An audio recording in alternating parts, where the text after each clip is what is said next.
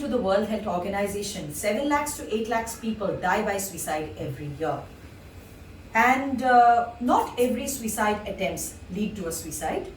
There is approximately 20 attempts and as compared to one death.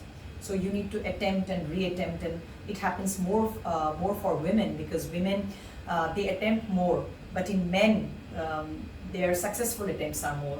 So suicide and suicidal effects, it does not only kill one person, it affects the family, the society, everything. We know that. But the good news is that suicide is preventable. Suicide in India has been decriminalized in 2017. It is not a criminal offense, because people who commit suicide often do so because they are already suffering from some kind of psychological illness or disorder. Most of them are depressed, or they are anxious, or they could be having a psychotic illness. And some suicides have also happened because of substance addiction. While they are intoxicated with some substance, they have attempted. Had they been sober, they wouldn't have attempted. So suicide has been decriminalized in 2017, because people who attempt suicide or commit suicide, they're not criminals, they're actually patients who need help. We need to help them.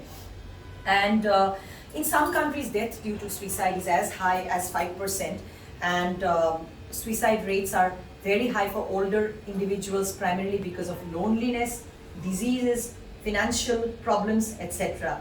And as I told you earlier, a lot of suicide attempts in women can be attention seeking also. But if someone tells you, I don't feel like living, I feel like dying, take them seriously. It can be an attention seeking behavior, but it's always safer to keep an eye, because the person could actually mean it.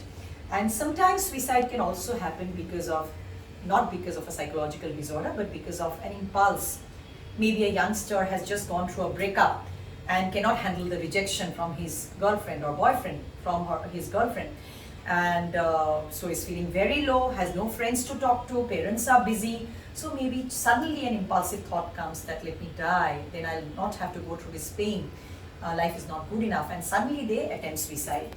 And some of them successfully commit suicide. But when they survive, and I meet some of them in the ICU, I ask them, do you have any regrets? They always say, yes, I shouldn't have done this. I was not depressed, but an impulsive thought came and I couldn't control myself.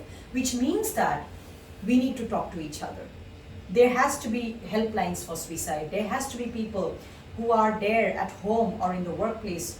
We have to develop our own friend circle, whom we can talk to when we are not feeling okay, and whom we can talk to when we are okay also, because it's very difficult to find a person who will talk to us when we are not okay if we don't have normal friends. So talking, communicating, sharing, etc. can prevent suicide too. And of course, treating the mental illness which is leading to death wish and suicidal ideation for a long time is also of utmost priority. The Indian scenario towards the end of my presentation, let's talk about a few specific things related to India. Now, India, like I said, very